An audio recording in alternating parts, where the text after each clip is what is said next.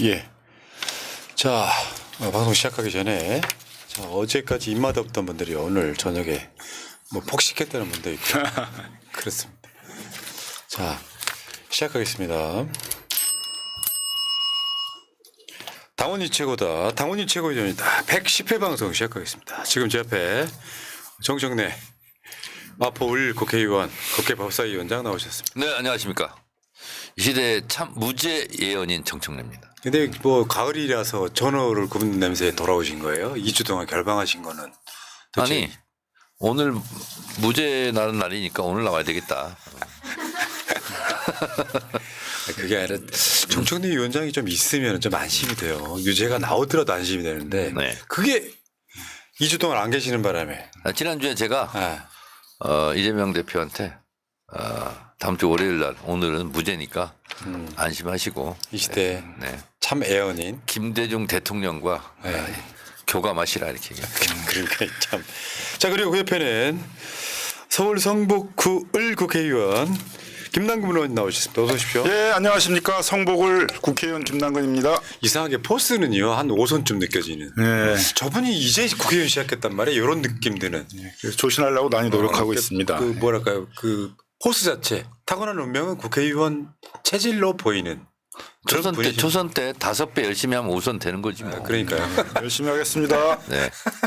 참, 여러분 오늘은 기쁜 날이니까요. 정청래 위원장은 진작에 후원금이 작고 초선 분들이 이제 후원금 채워주는 바로 그런 방송인데 김남근 의원 우리은행 1005-204-6311173 김남근 의원에 있잖아요. 여러분 오늘 같은 날 기분 좋은데 막 팍팍 쏘시면 돼요. 네, 열심히 하겠습니다. 지난주에 나왔던 분들은 그런 혜택을 못 봤어요. 열심히 이재명 대표 무죄라는 얘기만 하고 들어갔어요. 참 보면은 참 다 복 있는 사람 따로 있어요. 보면.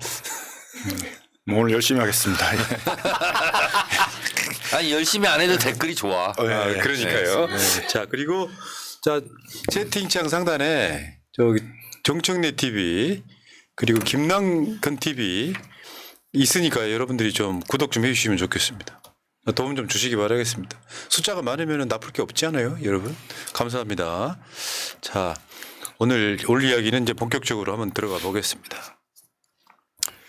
그 이재명 대표가 오늘 위증교사 사건에서 1심 무죄가 나왔는데 이런 얘기가 있어요. 기소 자체가 코미디다. 그러니까 기소를 하려고 보면 뭐든지 걸 수는 있겠지만 이 사건은 지금 보니까 20년 전으로 올라간 사건이 요거를 경기도지사 토론회에서 이거를 걸었다가 다시 그건 무죄가 났는데 유진 교사를 또 걸었다가 이렇게 나오는 사건이거든요. 20년짜리 사건. 이런 거 보신 적 있으세요, 근데? 요거 조금 이제 오래되신 분들은 좀 기억하실지 모르지만 2002년도에 이게 발생한 사건인데 2002년도가 어떤 때였냐면 시민운동 내에서 이제 그 낙천 낙선 운동이라는 게 있었어요. 그러니까 네. 정치권을 쇄신해야 된다. 그런 것 때문에 이제 시민운동에 있던 분들이 정치권 전반에 대해서 어떤 개혁들을 요구하는 목소리의 분위기가 있었고 그때는 이제 이재명 성남시장도 그때는 이제 시민운동을 하셨던 분이죠. 성남 참여자치연대 대표를 하시면서 그때 이제 성남시장의 비위 문제 이런 거를 이제 KBS 그때 뭐 추정 60분이었나요? 아무튼 이제 그런 프로그램과 함께 이제 이걸 고발하는 이제 그런 활동들을 하고 있었는데 그 과정 속에서 아마 그때 언론들이 취재를 할 때 뭐 또 그런 방식도 있었나 봐요. 이게 전화를 하면서 그 검사라고 이렇게 얘기를 하면서 이제 그 이 성남시장으로부터 했던 비위 문제 이런 것들을 좀 이렇게 취재해 내려고 했던 게 있었는데 그게 오히려 역으로 이제 검사를 사칭했다 그러면서 이제 수사를 하게 됐는데 마침 그 PD 분이 전화를 걸었던 게 아마 그 이재명 변호사 사무실에서 전화를 했던 모양이에요.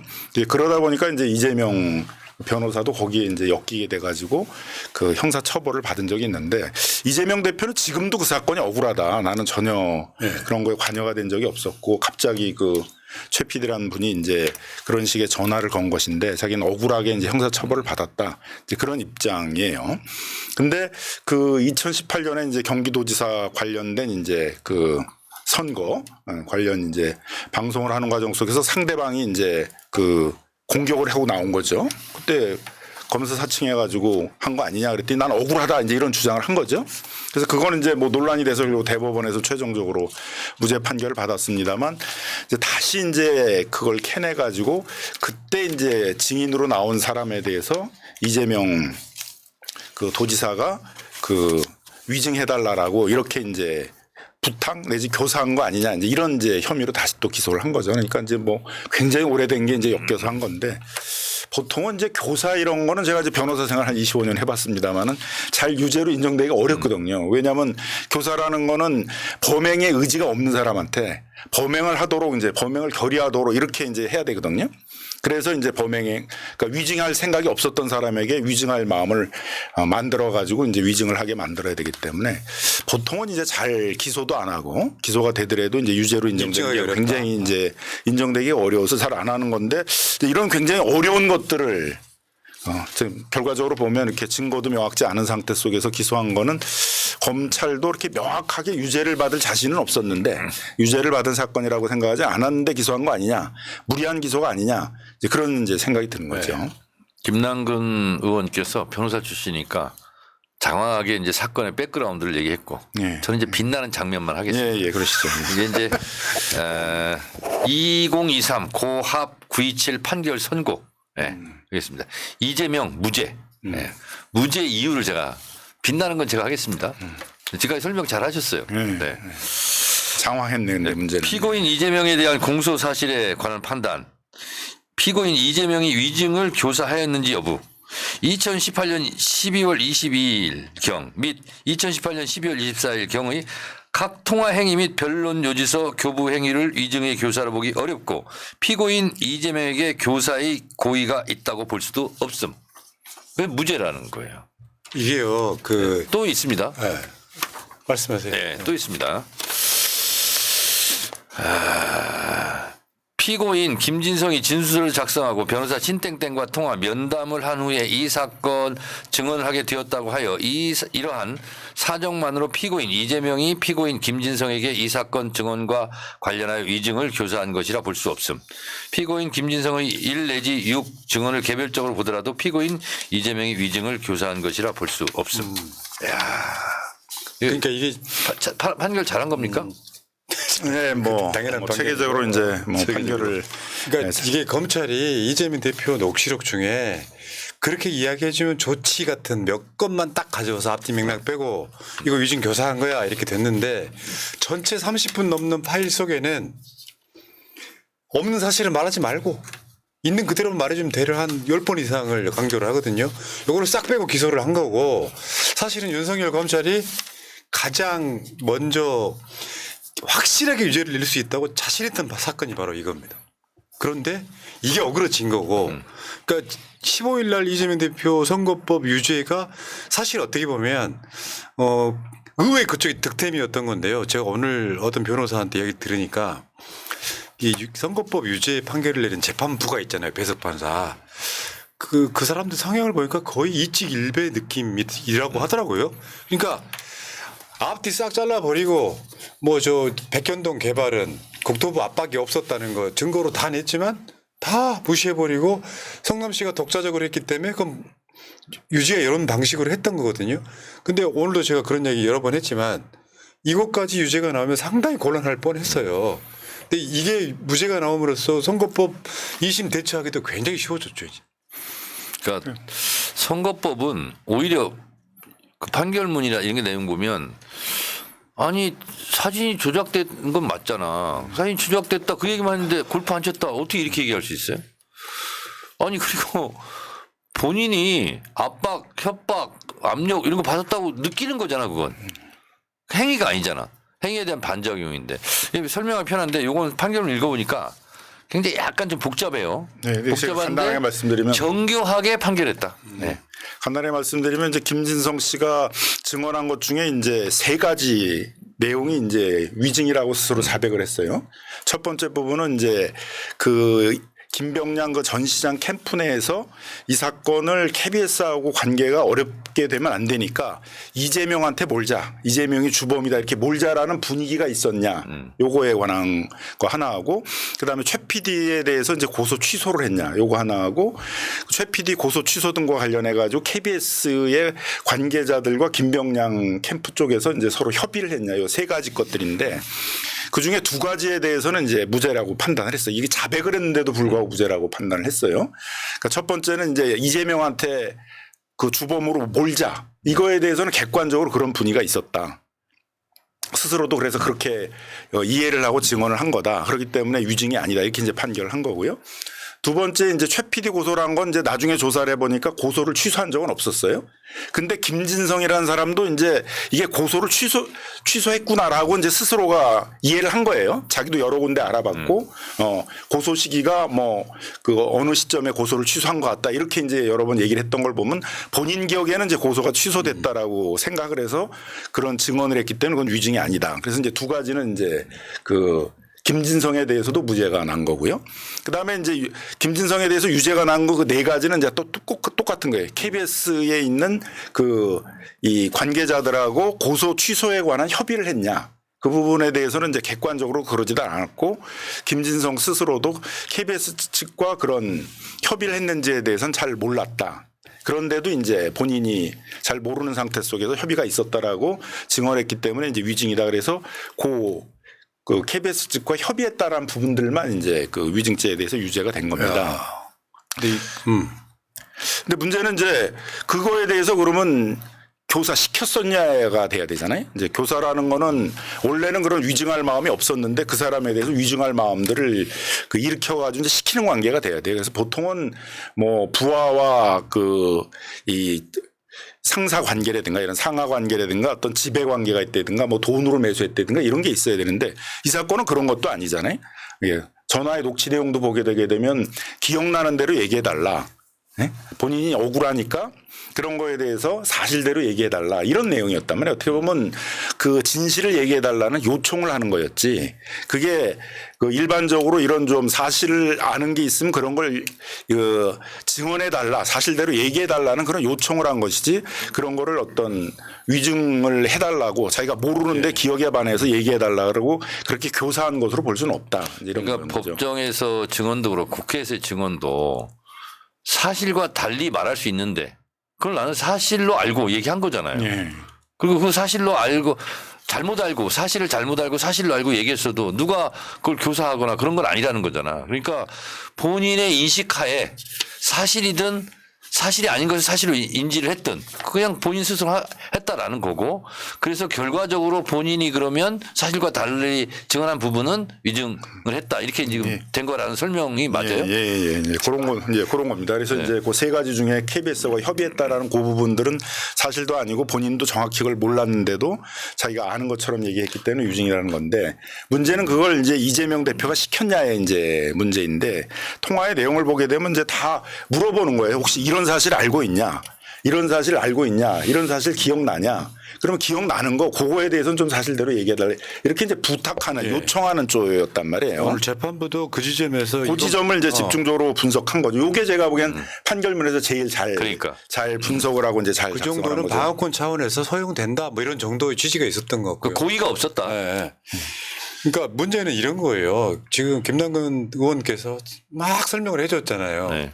근데 사실 이런 설명이 필요 없는 사건이라고 저는 보는 게 김진성 씨가 지은 죄가 있는데 기소조차 안 하면서 김진성에게 그 쌍방울 이화영 재판처럼 이재명 대표가 뭐 했다고 시켜라. 아니 시켰다고 해라. 아니면 알았다고 보고했다고 해라 이런 방식으로 해가지고 일종의 플리바깅을 좀 세게 들어가면서 그런 방식으로 지금 이재명 대표를 얼굴려는 정치적 사건이란 말이에요. 말하자면 현재 같은 경우는 그런 거죠. 그 대선이 아슬아슬하게 이기고 나서 이재명을 죽여야 한다는 일념하에 그나마 그중에서 가장 유죄 확률이 높다고 뒤밀었던 사건이 바로 오늘 이준교사 사건이죠. 저번에 이재명 대표 구속영장 심사할 때도 판사가 요거를 한번 니들 주장을 한번 들어볼 수 있어 정도 했던 바로 그런 사건. 다툼의 소지가 있다 이렇게 이런 식으로 얘기했죠. 그때 판사가. 그러니까 대장동 사건 체포동의안. 사실상 어떻게 보면 이 흐름상은 보면 무죄예요. 대장동 무죄가 날 것 같으니 더 서너 개를 더 얹었잖아요 지금. 쌍방울 법인카드 뭐 등등 더 얹어갖고 이재명 대표를 한번 엮어보려고 했는데 사실은 그 윤석열의 시도가 완전 무참히 깨진 날. 이 굉장히 중요한 재판이었거든요. 이거까지 유죄 났으면은 상당 부분 윤석열 탄핵이 물 건너갈 수도 있는 그런 분위기가 만들어질 수도 있었다. 그러니까 이제 이재명 대표도 변호사잖아요, 그죠? 그러니까 본인이 전화 통화를 할 때 위증을 교사했다 이런 거로 몰리면 안 되잖아요. 네. 그러니까 굉장히 통화 내용도 보면 조심스러워요. 그래서 고소 취소에 약속을 했냐 이런 거에 대해서는 자기가 잘 모른다 이렇게 얘기하니까 모르는 건 절대 그런 증언 같은 거 하면 안 된다 그런 얘기들도 나오고 또 김병량 측과 KBS 차에 협의를 하면서 굉장히 구체적인 내용에 대해서는 본인이 협의한 게 아니니까 구체적으로 알 수는 없잖아요. 그러니까 그런 구체적인 내용 같은 거에 대해서는 이제 그런 증언을 해달라고 요청 같은 것들도 하지 않았고 그래서 전체적으로 보게 되게 되면 일반적으로 자기가 억울한 일을 당했을 때 좀 내가 억울하니까 사실대로 얘기해달라 그런 수준의 이제 하소연 수준의 이제 요청이었다 이렇게 이제 법원은 판단한 거죠. 그래서 그런 걸 가지고 교사했다라고 할 수는 없다 이렇게 보는 겁니다. 그러니까 대표가요 자력으로 상황을 역전시키는 그런 날이었어요. 자력으로. 그러니까 고의가 없었다. 위증 교사의 고의가 없었다 하는 것은 고의가 없었으니까 교사가 없는 거지. 간단히 말해서 이거는 이 정도 교사도 없었다고 보는 게 일단 맞을 것 같습니다. 이 전반적인 교사 행위에 고의도 없었고 교사 행위라는 것도 없었다. 교사 행위라면 이제 이런 걸 잘 모르지만은 그래도 안다고 얘기해줘. 이런 게 A란 사실이지만 A란 사실로 하지 말고 B란 사실로 해줘. 이런 내용이 있어야 교사가 되잖아요. 그런 내용은 없었다는 거예요. 그러니까 아까 그 30분짜리 녹음 파일들 다 합쳐봤더니 이 교사란 말이 사전적 의미는 이런 거예요. 다른 사람에게 나쁜 일을 하도록 꾀거나 부추김. 근데 거기에서 그렇게 보일 만한 딱 한두 구절을 가져와서 교사했지 했지만 전체 파일 속에는 있는 그대로 말해달라. 그게 방어권인 거잖아요. 와. 근데 오늘 정청래 의원 눈물 났다고 그 정청래 눈물 났다는 기사가 나오는. 근데 저걸 왜 속보라고 이렇게 붙여요, 저거. 원래 웬만하면 그냥- 눈물 안 흘리시잖아요. 저는요 오늘 법정 밖에서 이제 오늘 한 명도 못 들어갔어요. 법정에. 대기하고 있는데 하늘에서 딱 뭐가 내려오더라고. 그래서 내가 무죄야. 미리 얘기했어요 제가. 그리고 박균택 의원 옆에 있었거든요. 나는 무죄라고 얘기했다는 것을 허위 증언하지 마라. 사실대로 증언해달라. 내가 지금 분명히 무죄라고 했다. 그랬더니 바로 이제 한 5분 만에 무죄가 났어요. 그래서 막 이제 내려갔거든. 그랬더니 의원들이 막 울고 막 그러는 거야. 난 조금 있다 울어야지. 의원들을 좀 수습을 해야 되잖아. 그래서 그 다른 의원들이 막 울고 있는데 저는 3분 후에 눈물을 참고 내려갔는데 지지자들이 막 붙잡고 우는 거야. 그때 안 보이게 좀 울었습니다. 네. 울만한 사람들이 울었는데 이제 우리 정청래 의원님은 이제 울만한 사람이 아니다 그러니까 이게 속보로 뜨는 거잖아요. 그런 거요? 그래서 내가 페이스북에 눈물 난다 이렇게 썼거든요. 야, 그니까 일거수일투족 말 한마디가 기사화되는 참 재밌는 나라인데 뭐 법조인 이외에 정청래 있잖아요. 법사위원장. 지금 웬만한 법조인들은 명함도 못 내미는. 야. 법조인들이 거짓말하면 잡는 뭐 그런. 참. 야, 근데 오늘은 이제 결국은 그거죠. 윤석열 어떤 탄핵 그 시점에 어떻게 이재명 대표 선거법하고 위증교사를 한번 잡아보면 뭔가 이거를 방어할 수 있지 않을까라는 아주 사악한 의도가 좀 개입되어 있는 그런 사건이라고 보는데 지지자들 입장에서는 15일 날 판결이 있었기 때문에 그러니까 그때 15일 판결에 우리가 항상 했던 이야기 그거예요. 법조인들 나와서 법리 해석하는 게 의미가 없네 싶은 그런 정도였었거든요. 제가 일주일 전에 지난번에 한 판결에 대해서 판사를 하다가 1년 전에 옷을 벗은 나름대로 따끈따끈한 판사 얘기를 전하면 대구에 있는 이 당도 저 당도 아닌 판사한테 물어봤다는 거예요. 선거법 판결에 대해서 어떻게 생각하냐 했더니 그 판사가 이렇게 얘기했대요. 아무리 그래도 그렇지 이걸 어떻게 징역 1년 집행유예 2년을 때리냐. 이거는 대선 주자 1위에 대한 국민의 참정권 박탈이다. 법원이 이렇게 하면 안 된다. 그리고 상식적으로 납득되지 않는다. 이렇게 얘기를 했다는 거예요. 그리고 우리 당의 이제 최기상 전 판사 같은 경우는 저한테 의원님 그 저한테 뭐라 하지 마세요. 그 2심간 무조건 뒤집혀요. 이게 자기가 판사를 해봤지만 이런 건 아니라는 거지. 그래서 저는 오늘 이렇게 판결을 보면서 그 변호사가 그렇게 얘기하더라고. 자기가 변호사를 1년 해보니 이상한 판사들이 많다는 걸 느꼈다는 거야. 변호사를 하면서. 그래서 본인도 판사하면서 혹시 이상한 판결을 하지는 않았는지 뒤돌아보게 되더라. 이런 겁니다. 그래서 지난번 선거법은 맞죠. 사람이 실수했다. 그냥 오심이란 표현이 맞아요. 판사들한테 오심. 근데 이제 그 사건은 이제 형량을 보게 되게 되면 보통 이제 그 허위사실 공표죄는 이제 대부분 벌금형이 되는 거거든요. 근데 1년의 징역형을 했다라는 것들은 이미 이제 그 판사가 이 사건이나 이재명 대표에 대해서 어떤 선입관을 가진 거죠. 이제 안 좋다. 또는 안 좋은 사람이다라는 선입관을 갖고 재판하게 돼 보니까 사실관계를 바라보는데 분석하는 데 있어서 이제 영향을 미친 것으로 이제 보이는 거죠. 그래서 오히려 언론에서 많이 문제가 됐던 뭐 김문기를 아느냐 모르느냐 그건 또 무죄가 됐잖아요. 그렇지. 그러니까 1심 진행했던 변호사 입장에서는 이제 약간 멘붕이 올 수가 있어요. 열심히 다퉜던 거는 무죄가 됐는데 의외의 옆에 맞아, 있는 맞아. 게 이제 갑자기 옆구리 찌르고 들어왔어요. 이거. 중요한 이제 사실인 것처럼 하면서 그게 유죄가 났는데 형은 또 왕창 높아지니까 멘붕이 올 수 있는데 저는 뭐 다른 것보다도 맨 앞에 있는 이제 사진이 조작됐다. 네. 그 얘기를 이제 골프를 쳤는데 골프를 안 쳤다라고 주장한 거다라고 되려면 이 사진이 조작됐다는 얘기가 골프를 쳤는데 안 쳤다는 주장을 한 거로 되려면 많은 논거가 있어야 되거든요. 왜 사진이 조작됐다는 걸 골프를 쳤는데 안 쳤다라고 주장하는 것으로 그렇게 해석돼야 되는지. 근데 이 판결은 그게 다 생략돼 버렸어요. 그리고 나중에 이제 골프를 쳤는데 여러 증거들이 있다. 이것만을 이제 많이 그걸 했단 말이에요. 국민들이 그렇게 인지했을 가능성이 높다는 거 아니야. 골프를 안 쳤다는 걸로. 아니 골프를 안 쳤다는 얘기를 한 적이 없는데. 그러니까 이제 제가 보기에는 이제 일단 뭐가 되더라도 2심에서 그거는 굉장히 바뀔 수밖에 없죠. 이 판결문 자체가 공직선거법 위반 사건의 판결문 자체가 그대로 유지되기는 어렵다. 이렇게 그게 이제 보이고. 법적으로 유권 해석의 금지. 예, 해당되는 거 아니겠습니까? 유추해석, 추정금지죠. 엄격하게 해석을 해야 그러니까. 되는데 이제 갑자기 사진이 조작됐다는 얘기를 이제 이렇게도 해석할 수 있어.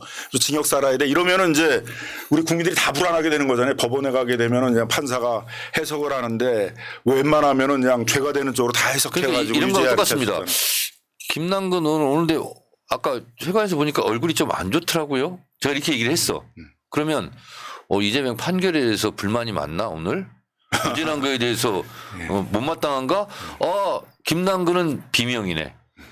라고 내가 얘기한 걸로 인식될 수 있다. 이렇게 하면서. 예. 뭐 잘못하면 이제 엄벌에 처해질 수 있어요. 그러니까.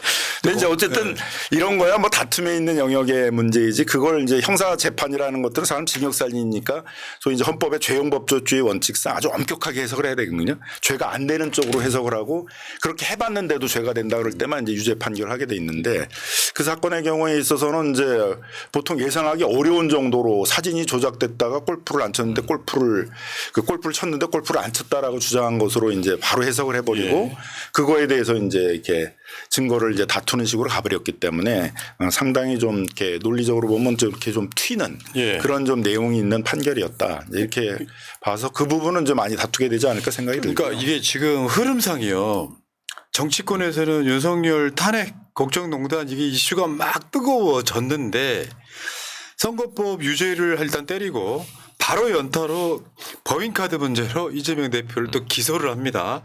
만약 여기서 사면타를 맞았으면 지지층들을 다시 수습하는 데 시간이 좀 걸려요. 그럼 윤석열 한숨 쉴 수가 있지. 근데 오늘 이재명 대표가 자력으로 위증교사의 무죄를 받아냈단 말이에요.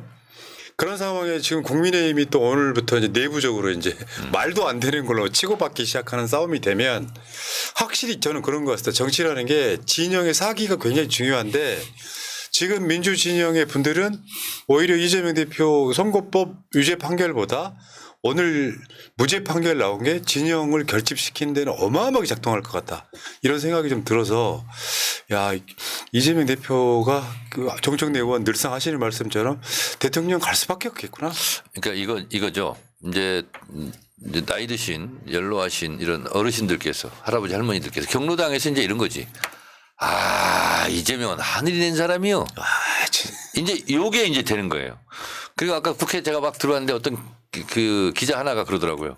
의원님 이재명 대표 대통령 서사 이렇게 얘기하더라고요. 이제 대통령 되기에 충분한 서사가 이제 되고 있다. 이렇게 자기 느낌이 딱 그렇다는 거예요. 그래서 그리고 또한 제가 이제 지난주에 이재명 대표한테 드렸던 말씀은 우리 국민들이 내버려 두지 않는다 이대로. 그래서 오히려 150만 원, 200만 원 이렇게 나온 것보다 국민들에게 동력이 더 생기는 걸로 선거법 이해를 하시라. 그리고 결국은 다 뒤집어지고 나중에 보면 대통령이 딱 되고 나면 검사들, 판사들 이 과정 속에서 그 사람들의 도움도 컸네 이렇게 생각할 날이 있을 거다. 그러니까 이재명 대표가 검사 사칭 사건 이야기한 뭐 전과 몇 범이네 하면서 검사 사칭을 했는 사람이래 이렇게 이야기를 하는데 대표 입장에서는 그때 경기도지사 때도 그게 억울했던 거예요.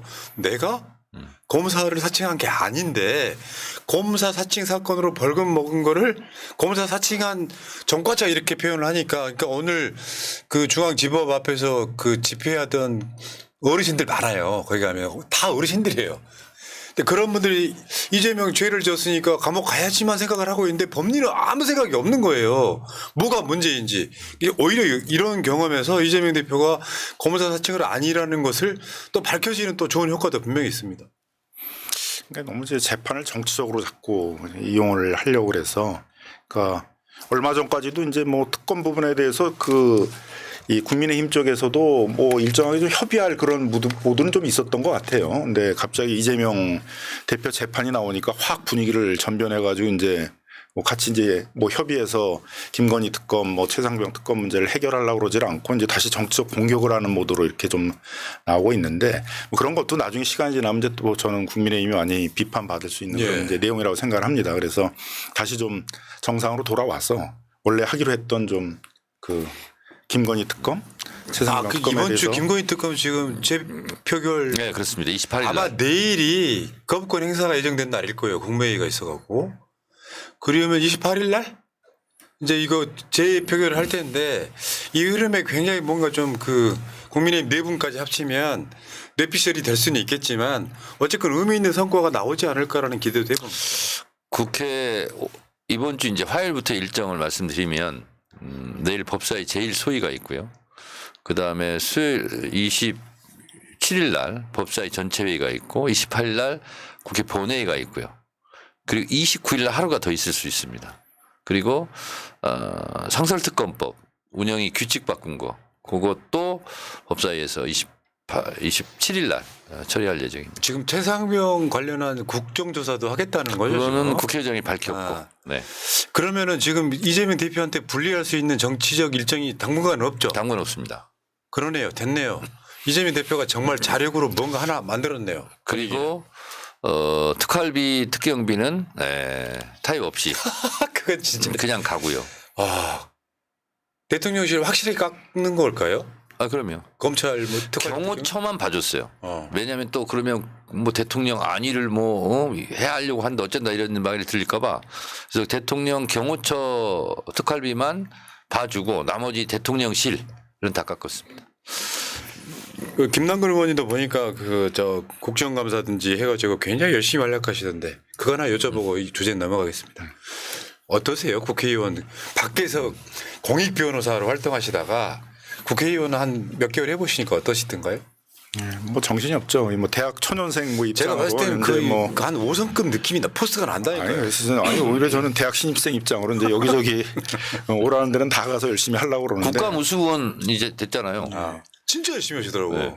그래서 이제 뭐 제가 주로 이제 밖에서 특히 그 중소상인들의 어려운 문제 이런 거를 좀 많이 대변을 했는데 최근에 특히 이제 중소상인들이 그 배달의 문제 때문에 어렵거든요. 쿠팡하고 배달의 민족이 9.8% 너무 과다한 수수료들을 받고 있어서 그 수수료를 내리고 이제 영세상인 소상인들의 우대 수수료를 도입하라는 게 이제 핵심 쟁점이었는데 예. 국감 때 그걸 집중적으로 다 다뤄가지고 배달의 민족도 수수료를 좀 내리겠다고 했고 영세상인 소상인 우대 수수료 도입하겠다고 그랬고 그러면 제가 최근에 배달 싸게 먹은 게 다 의원님 덕인 거예요?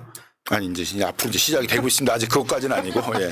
그다음 이제 쿠팡도 이제 사회적 책임 경영을 하겠다. 얼마 전에 이제 저희가 쿠팡 사장단하고 저희 민주당 을지로위원회 국회의원들이 이제 같이 간담회를 했습니다. 그래서 수수료도 지금 뭐 내리고 그다음에 이제 그렇게 과로사 유발하는 택배 기사들에 대해서 무리한 작업 조건 요구하는 거 이런 것들도 시정해 나가겠다고 해서 좀 본격적으로 그런 것들을 좀 쿠팡 바로잡기 이런 걸 좀 해나갈 수 있는 그런 상황이 의원이 되었습니다. 따로 모실게요. 왜냐하면은 이것만 주제만 갖고도 1시간 이야기할 수 네, 있잖아요. 네.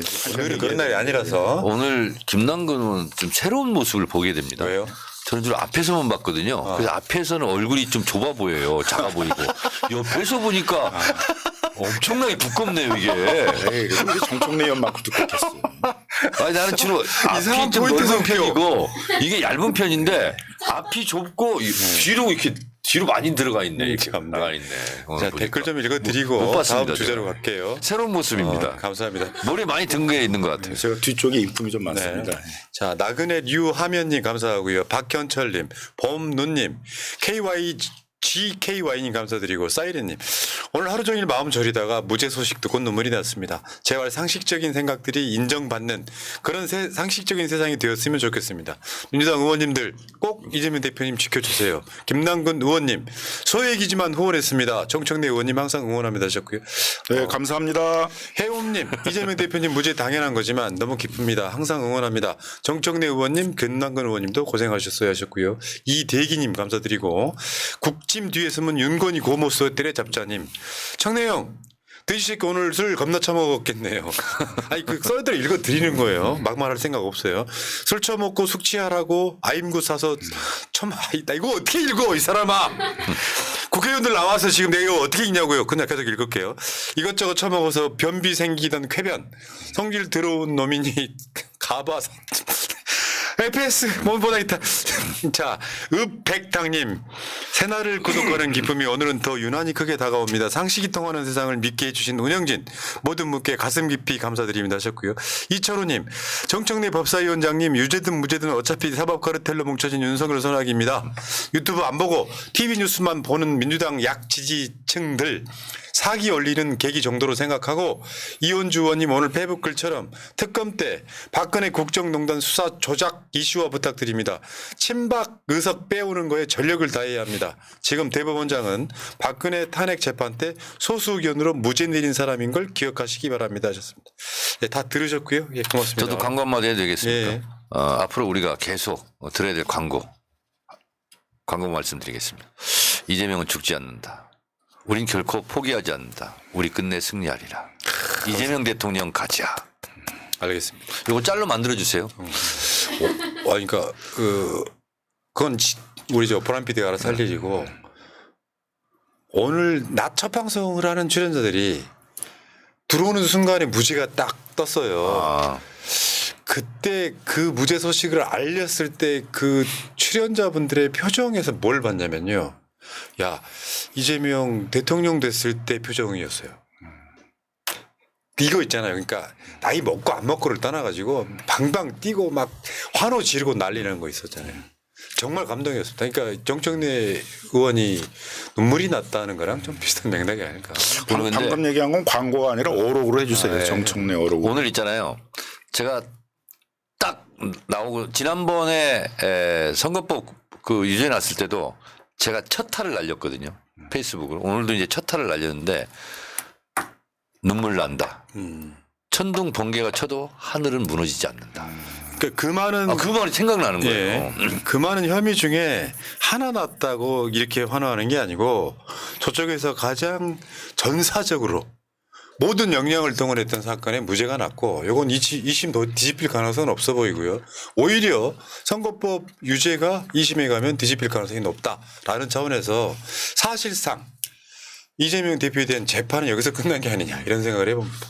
제가 법원을 빠져나오면서 이렇게 이제 법원에 쭉 내려와서 그 서초동 향나무 있는 데 있잖아요. 그걸 돌아서 갔는데 우리 지지자들이 거기에 있었어요. 대검 건너편에. 일부러 거기 가셨잖아요. 아니 이렇게 돌아와서 이제 길을 주려고. 국회로 돌아오는 건데 와 이제 뭐 깽까지 난리가 났잖아요. 그래서 창문을 탁 열었지. 그리고 수행비서한테 좀 천천히 가졌으면 좋겠다. 그래. 그 다음에 탁 주먹 들고 이렇게 갔는데 이게 오마이스에 나왔어 이게 쫙 가는 게 사람들 또 막 저 보고 막 반가워 즐거워하고 야, 근데 그 기분 진짜 그러니까. 째지더라고. 그 우리 의원님들도 우리 지지자들이랑 똑같은 거죠. 같은 사람이니까. 창문 열고 어. 쫙 이렇게 갔거든. 야, 근데 오마이에서 그걸 찍었어요. 그러니까 법사위원장이나 변호사 출신 국회의원이나 법원이 상식적인 판결을 안 한 게 불과 열흘 전이기 때문에 조마조마할 수밖에 없는 거죠. 다만 정청래 위원장은 지지자들이나 이런 사람들 안심시키려고 한 말이야. 아니, 그게 나는 맞아 떨어졌나? 오늘 법정에 가려고 했는데 법정은 아무도 못 들어가게 하더라고. 국회의원은 방청이 다 찼다고. 아니 다 근데 순간 이거 무죄네. 그래서 옆에 있는 사람을 다 무죄라고 내가 미리 얘기했다니까. 네, 알겠습니다. 김남근 변호사님 무죄 확신을 언제 했습니까? 저는 교사죄라는 거에서 이제 이건 무죄가 날 가능성이 많다. 교사라는 건 그것도 이제 두 전제가 있잖아요. 정상적인 판사를 만났을 때만.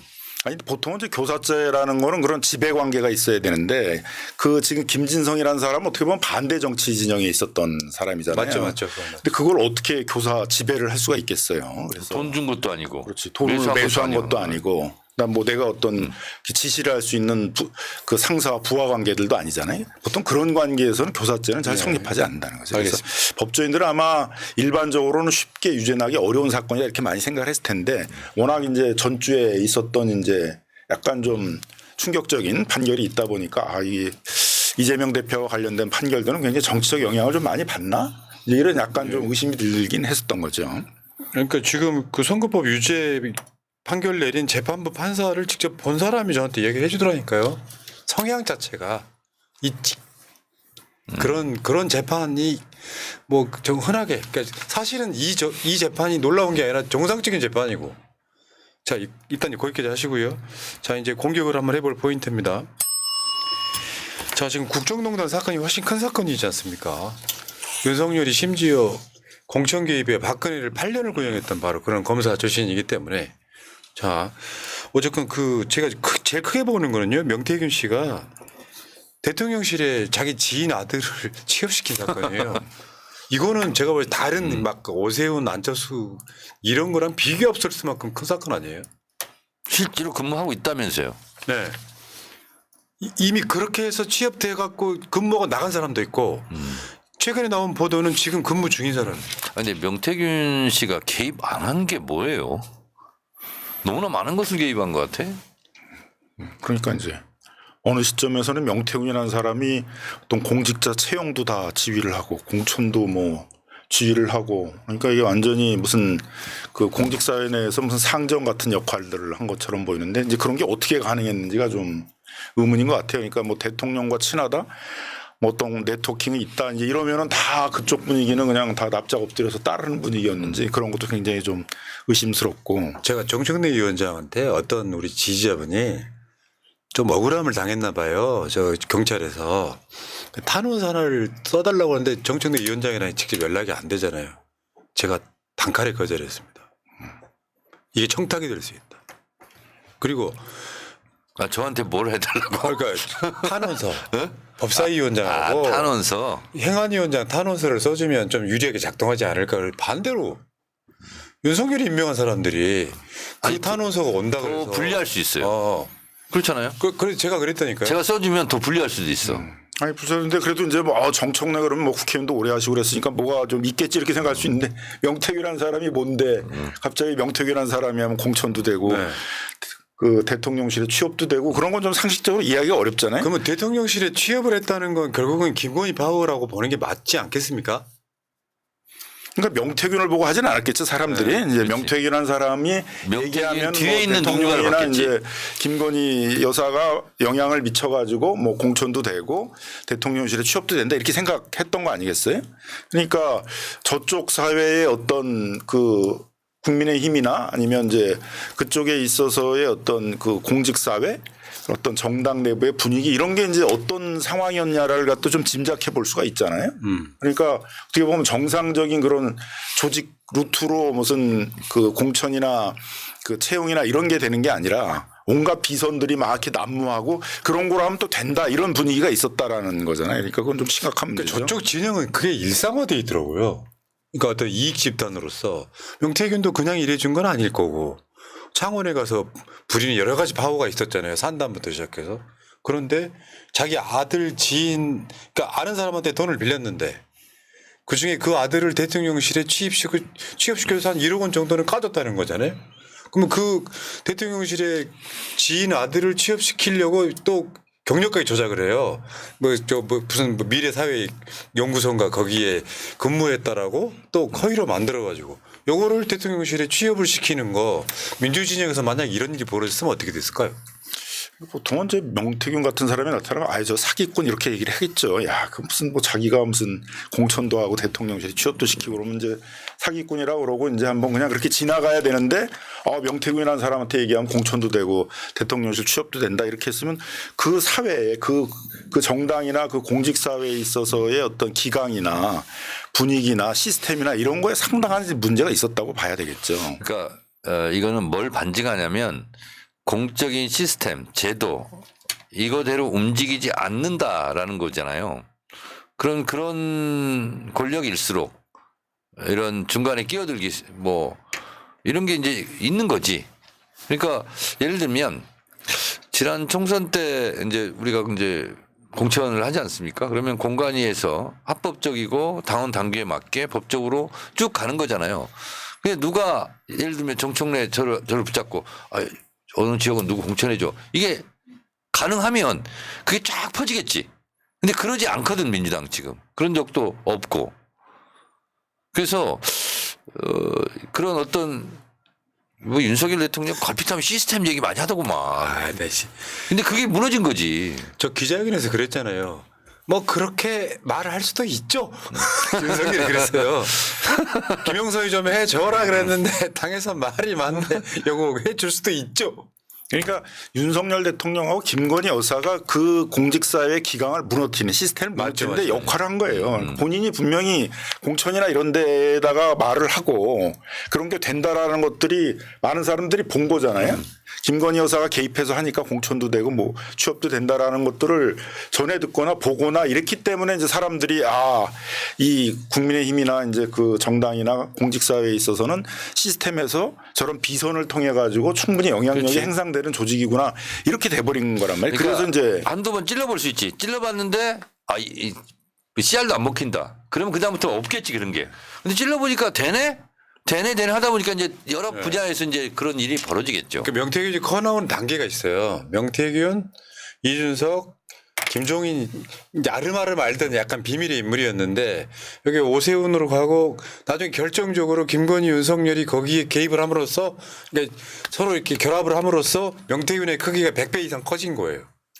그러니까 이제 이게 박완수, 뭐 김진태 이런 의혹까지 나오고 있지 않습니까? 그러니까 우리는 지금 있잖아 천공이 최고인 줄 알았잖아. 네. 더 큰 뭐가 있었어? 서울시장, 경남지사, 강원도지사가 일단 이 건에 연루가 돼 있고 국민의힘에서 지금 관련자들 뭐 윤상현부터 시작해서 굉장히 핵심 관계자들이 너무 많다는 거죠. 그러니까 이제 그 얘기는 뭐 우리만 몰랐지 이제 그쪽 동네에서는 명태균 그러면 이제 뭔가 비선으로 뭘 해내는 사람 이런 소문이 쫙 퍼진 거잖아요. 그래서 거기다 선을 내 가지고 뭔가를 해보겠다라는 것들을 다 했다는 얘기잖아요. 그러니까 그쪽에 이제 어떻게 보면 이 조직이나 공직 기강이 얼마나 시스템적으로 무너져 있느냐를 아주 단적으로 좀 보내주는 건데 어느 시점에 그걸 단절을 하고 이제 그런 거에 대해서 바로 잡으려고 그랬어야 되는데 몰라요. 지금 바로 잡혔는지도 잘 모르겠어요. 근데 예. 여기 광고 한마디 저도 해도 되겠습니까? 광고예요, 홍보예요, 아니면 명언이에요? 광고입니다. 뭡니까? 우리은행 1005-204-631173 김남근 후원회 여러분 예. 많은 후원 바라겠습니다. 예, 감사합니다. 우수 의원입니다. 예. 이미 댓글창에 네. 후원했다는 분들 많이 올라와요. 아유, 예, 감사합니다. 예, 열심히 하겠습니다. 아니 근데 고개를 좀 더 숙이세요. 예, 예, 예. 감사합니다. 자, 근데 두 분 의원님들 이런 모든 의혹들이 김건희 특검에서 밝혀져야 되잖아요. 그러면 이번 이 투표 결과는 어떻게 보세요? 제 투표? 일단 거부권 행사한 건 100% 확실하고. 아마 김남근 의원이 뭐 친한 국민의힘 의원 없습니까? 있죠. 저는 친하고 싶어도 못 친해요. 국민의힘 의원들이 저를 너무 싫어해가지고. 근데 이제 고민들을 많이 하고 있는 것 같아요. 한 표도 끌어올 수 없는 정청래. 저는 한 표도 끌어올 수가 없어요. 제가 뭐라 하면 반대로 더 나가버려요. 근데 제가 봤을 때 반란표는 꽤 나오지 않을까 싶어요. 이 분위기에서. 그래서 이제 무서워서 꿇게 만들어야지. 근데 이제 마음으로 반란표들은 제가 보기엔 뭐 상당히 있을 거라고 보여지는데 그게 이제 실행으로 나오려면 그분들도 이제 여러 정치적 판단들을 하지 않겠어요? 근데 분위기상으로는 제가 보기에는 이제 고민이 많다. 그래서 이제 유일하게 어떻게 보면 그것들을 이제 정치적으로 반전시키려고 그랬던 게 이재명 대표가 이제 연타석으로 유죄를 받으면 막 그걸로 반전시키려고 했던 것 그랬겠죠. 같은데 근데 이제 그런 것들도 이제 세상 일이 그렇게 되는 게 아니구나라는 게 이제 해서 다시 원상으로 좀 돌아오고 있으니까 며칠 사이에 좀 냉정하게들 생각을 하셔가지고 이거 어떻게 지금 피해갈 수는 없는 거잖아요. 이 김건희 여사 이 특검 문제는. 그러면 재의결을 퇴장하는 방식 뭐 이런 걸로 하지 않을까요? 그러니까 그러기 전에 그 김남근 의원님 지난 15일 날 이재명 대표 말도 안 되는 유죄에 우리 충격받았잖아요. 오늘 위증교사 이 건에 대해서 또 무죄 나왔잖아. 국민의힘도 충격을 받았을 거잖아. 어디가 더 충격이 더 컸을까요? 저희가 충격은 훨씬 컸겠죠. 아마 그 국민의힘 쪽에서도 위증 교사 이런 건 좀 어렵다. 유죄 나오기 그렇게 생각했던 분이 많았을 것 같아요. 근데 저는 이제 이렇게 생각을 하거든요. 우리는 이건 당연히 무죄다 선거법. 근데 무죄에 대한 확신, 근거 이런 게 막 있지 않습니까? 충격은 컸는데. 근데 이번 오늘 판결이 국민의힘에서 유죄다 이거. 유죄 증거가 이러니까 이렇게 많다. 이래서 유죄다라고 생각하는 사람이 있을까요? 그런 면에서 본다면 우리는 선거법 유죄가 났어도 이건 무죄라고 계속하고 흐트러짐 없이 막 이렇게 하잖아요. 근데 오늘 이 사람들은 선거법보다 더 무거운 죄가 나올 줄 알았을 거야. 왜? 지난번 체포동의안 같은 경우도 다툼의 소지가 있다. 이제 영장 판사가 기각하면서. 그래서 당연히 유죄야. 그리고 이재명 끝났어. 이렇게 생각하다가 지금 뜻밖의 일격을 지금 맞은 거잖아요. 무죄로. 그렇죠, 그렇죠. 그랬을 때 이재명은 유죄다. 이러하기 때문에 라고 주장하는 의원들이 내일부터 있을까요? 저는 별로 없다고 봐요. 네. 그런 면에서 봤을 때 우리는 구심력으로 작동을 했는데 말도 안 되는 이 유죄 선고로. 근데 이번 무죄 선고로 저쪽은 원심력이 작동하지 않을까. 그래서 김건희 특검에 어떤 이변이 생길 수도 그래서 있다. 균열이 좀 생기지 않을까. 그러니까 이게 이제 국민의힘 내분 사태, 게시판 사태랑 연결을 지어보면 오늘도 최고위원회에서 한판 붙더구만. 김민전 의원 공개 발언하고 한동훈 또 발언하고 이렇게 해서. 자, 그리고 그건- 게시판은 도대체 뭐예요? 푸나님 좀 가르쳐 줘봐요. 그거는 제가 봤을 때 그들의 수준인 거죠. 그러니까 예를 들어서 뭐 한동훈 가족 이름으로 아니 IP 추적해가지고 또 하면 금방 끝나잖아. 그러니까요. 근데 왜 안 해 그걸? 이게 지금 3주째 됐거든요. 네. 3주 때 되도록 제대로 된 해명이 안 나오니까. 안 나오니까 한동훈이 혹시 이런 생각 사람들이 할 수밖에 없는 거 아닌가? 그러니까 사람은 사람은 IP 추적을 할 게 아니라 그냥 한동훈 대표가 가족들 모아놓고 했어? 그렇지. 들어와가지고 확인해가지고 안 했대는데 안 했대 그러면 되지 고 했으면 미안하다 그러면 될 건데 그게 왜 위증이 될 수도 있잖아. 자칫 잘못하면. 선서를 안 했잖아요. 그런가? 선서를 해야 되는데 선서 안 하고 하니까 이제 문제 없는데 가족들 모아놓고 확인하면 될 건데 왜 그걸 나는 한동훈 일단 그거 대표는 안 하는 행위가 이미 3주 동안 했다고 지금 확정이 돼버린 느낌이라서. 그렇지. 의심의 덩어리들이 계속 쌓이는 거잖아. 근데 문제는 이제 정치인이라고 하는 존재는 특히 사람들 중에서도 내가 맞다는 걸 증빙하기 위한 가장 뭐랄까 그런 직업이에요. 정치인들은. 그러니까 친윤계 사람들은 네가 한 거잖아 이렇게 이야기를 하는 느낌이고 친한계 의원들은 이게 뭐 했다고 해도 이게 뭐 큰 일이냐 이렇게 이제 싸우기 시작하는 관계에서 우리가 필요한 건 8표잖아요. 8표. 그 8표가 지금 김건희 특검을 통과시키는데 이변이 일어날 수도 있겠다. 왜냐하면 한동훈이 한참 대통령실 인적쇄신 이야기 할 때는 이 한동훈계 국회의원이 20명 넘게 불어났었거든요. 근데 한동훈이 지금 현재 저 상태가 되니까 다시 중간으로 오는 거예요. 그 현역 국회의원들이 8석이 좀 있으면 좋겠다 이런 생각을 해봤고요. 자, 근데 주말에 이런 뉴스가 있었죠. 윤석열, 김건희 전화번호 바꿨다. 전화번호를 바꾼 건지 핸드폰을 바꾼 건지 같은 말이겠죠. 보도는 휴대전화 교체하고 전화번호 그대로면 아무 의미 없잖아요. 그렇지. 그렇지. 그냥 단말기만 바꾸면 의미가 없지. 그러니까 저 헤드라인대로라고 하면 증거 인멸인 거잖아요. 전화번호는 그대로인데 핸드폰만 바꿨다면. 번호 바꿨겠지. 둘 다 전화번호 아는데 한번 해볼까요? 진짜로? 전화번호 없어졌는지 확인 한번 해보겠습니다. 갑자기 순간 번호 알고 있어요? 당연히 알지. 예. 자 일단 우리 김건희부터 한번 해보시죠. 여사님 한번 해볼게요. 지금 저희 고객 전화기의 전원이 꺼져 있습니다. 전화번호 살아있네. 자 잠깐 이건 김건희였고요. 다음에 또 우리 윤석열 씨 전화번호 살아있어요 아직까지는.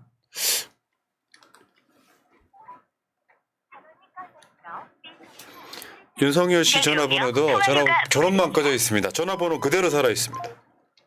뭐야 이게 사람 갖고 놀아? 아 국민을 속이는 것도 유분수 전화번호가 없어야 되잖아요. 전화번호 없어야 되나? 빈 번호 해야 되지. 네. 둘 다 전화번호 살아 있어요. 아니 누가 또 개통했을 수도 있지. 그리고 꺼놨을 수도 있지. 좋게 해석하면. 나 이제 웃긴 얘기 하나 해줄게요. 그 문재인 대통령 당선되고 얼마 있어서 제가 좀 이제 그때도 제가 최고위원이었어요. 문재인 당 대표고. 이제 뭐 전화 가끔 했을 거 아니에요. 근데 무심결에 갑자기 뭐 대통령 뭐 이런 생각 안 하고 오랜만에 목소리 한번 들어볼까 전화를 했는데 전화가 안 되는 거야. 그래서 끊고 나서 이분 왜 전화 안 받지? 내가 참 대통령이네 이렇게 된 거야. 그래. 저도 그때 문 대통령 이미 초창기 때 한번 해본 적 있어요. 네. 전화가 계속 꺼져 있더라고. 그러니까 그런 식으로 했어야 되는데 2년 네. 반 지나도록 그러니까. 그걸로 온갖 범죄를 다 하다가 이게 최혜병 수사 외압 사건과도 다 연결이 돼 있고 사실 명태균의 위세는 김건희한테 나왔다고 보는 게 일단 맞을 것 같고 이 상황들이 이렇게 돼 있는데 지금 이번 주에 월요일 날은 이재명 대표 무죄가 나왔고 목요일 날은 김건희 특검 통과를 해야 되는데 그 사이에 전화번호 바꾸면은 증거인멸하고 그래 지금 저거 공수처가 저 전화기 확보해야 된다 이런 이야기가 나오지만 현실은 사실 불가능해 보이고 그렇습니다. 저거가 진짜 증거인멸이 된다는 생각을 할 수도 있겠네. 네. 증거인멸이죠, 증거인멸. 포렌식하면 다 나올 것들 아니에요. 그러니까 문제는 이제 명태균이 숨겨뒀다고 하는 핸드폰을 찾아내서 지금 근데 이런 경우는 어떻게 될까? 번호를 이제 죽인 거 아니에요? 그럼 딴 사람이 이제 전화번호 새로 신청해가지고 이번에 수능본 우리 친구들이 나 전화번호 새로 해서 바꿀 거야 해서 근데 그게 김건희 전화번호 아니면 모르겠는데 계속 전화를 하는 거야. 김건희 전화인 줄 알고. 뭐 청탁이라든가 뭐 그러면 그걸 다 녹음해놨다가 게 아니라 이제 그 기기 자체를 이제 어디다가 파괴하거나 한다면 이제 증거인멸의 가능성이 있겠죠. 그거는 그 기기를 나중에 포렌식 전화번호를 바꾼다는 것도 그러면 그 번호를 받은 사람이 있을 수 있잖아. 근데 거기다가 원래 했던 사람들처럼 계속하고 문자 남기고 막 음성 남기고 하면 그게 또 재밌겠네. 그거 갖고 있는 사람. 근데 지금 현재로서는 두 사람 다 번호가 살아 있습니다. 전화기를 꺼놨기 때문에.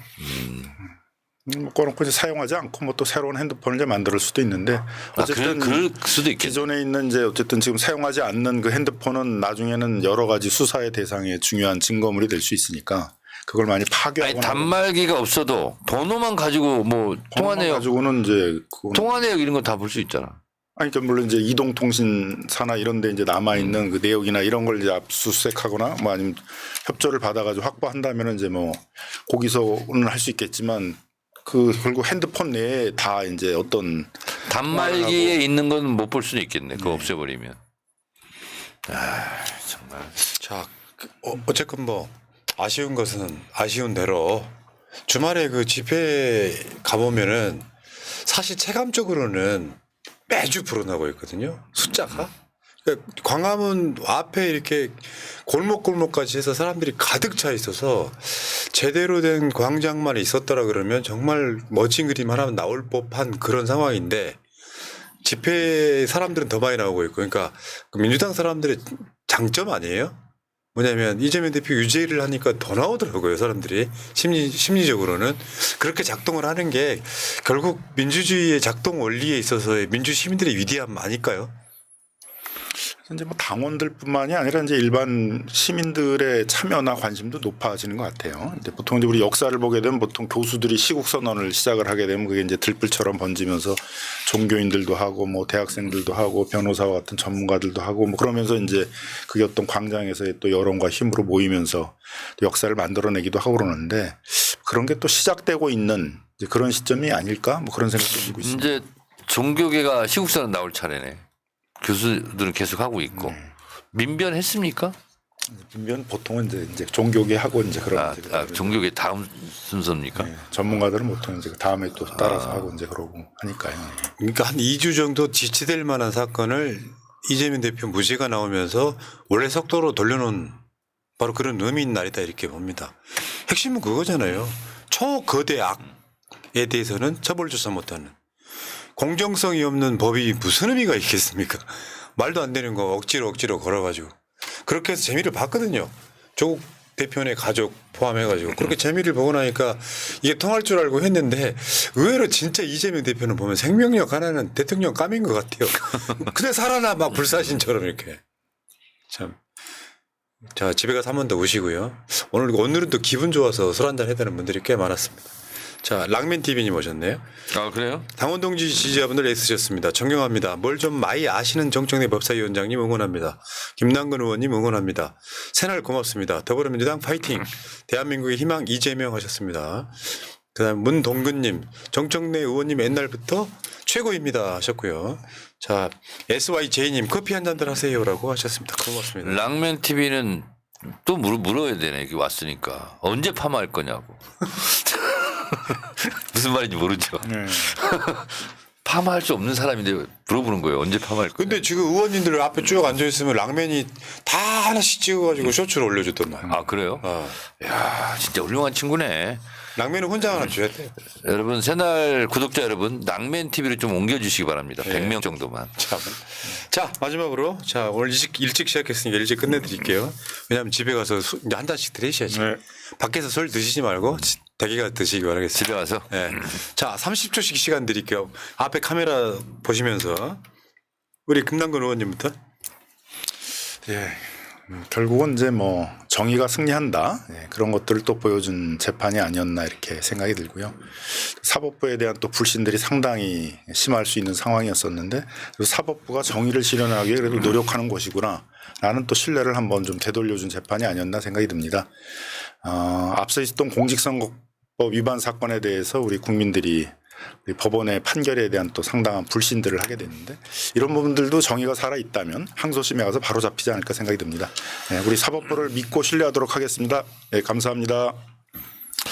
네, 저희가 학생운동할 때 80년대 민족해방투쟁을 하는 데 있어서는 세 가지 조건이 있다. 장기성, 간구성, 복잡성을 띠고 있다. 이래 했는데요. 이재명 대표에 대한 정의와 진실 찾기가 여러 가지 방해 세력, 기득권 세력, 카르텔 이런 걸로 인해서 어렵지만 결국은 끝내 한 길에 우리 승리하리라 이렇게 생각하고요. 천둥번개가 쳐도 하늘이 무너지는 걸 저는 본 적이 없습니다. 국가꽃을 피기 위해서 봄부터 소쩍새가 그렇게 울었듯이 우리의 이 울부짖음과 이 광장에서의 외침이 끝내 저는 우리가 승리하는 한 길로 가는 과정이다 이렇게 생각하고 이재명은 죽지 않는다. 우리는 결코 포기하지 않는다. 우리는 끝내 승리하리라. 이재명 대통령 가자. 예. 정청래 의원은 원래 문학 청년이었었나 봐. 카피라이터 출신 아닙니까? 자, 여러분 그러나 이 무도한 윤석열 정권을 멈춰 세우지 않으면 이재명 대표에 대한 이런 식의 어떤 그 사법살이는 계속 될 거라고 일단 보기 때문에 이 정권을 멈춰 세우는 게 먼저가 아니냐 이런 생각을 해봤습니다. 자, 당원이 최고다. 당원이 최고위원이다. 110번째 방송 마치겠습니다. 두 분 고생하셨습니다. 고맙습니다. 김남근 후원 감사합니다. 예. 많이 부탁합니다. 여러분 예, 진짜 김남근 후원 감사합니다. 열심히 한번 더 하겠습니다. 읽을까요? 예. 우리은행 본인이 한번 읽어보세요. 쑥스럽지만. 예, 뭐 앞에 표시가 나가고 있으니까 잘 이거 부탁드리겠습니다. 못해. 예. 웃겠는데 이거 야, 정말. 이거 가능한 건 정책 내용밖에 없습니다. 자, 우리은행 1005-2024-631173 김남근 후원에 한 푼 줍시오. 여러분 부탁드릴게요. 고맙습니다. 네, 감사합니다. 민주주의 평화 통일 다 죽어간다. 이대로는 놔둘 수 없다. 자, 다시 한번 해보는 거야. 자, 다시 한번 싸우는 거야. 자, 손 맞잡고 어깨를 걸고 우리 함께 이기는 거야. 자, 다시 한번 해보는 거야. 자, 다시 한번 싸우는 거야. 자, 손 맞잡고 어깨를 걸고 우리 함께 이기는 거야. 자, 다시 한번 해보는 거야. 자, 다시 한번 싸우는 거야. 자, 손 맞잡고 어깨를 걸고 우리 함께 이기는 거야. 자, 다시 한번 해보는 거야. 자, 다시 한번 싸우는 거야. 자, 손 맞잡고 어깨를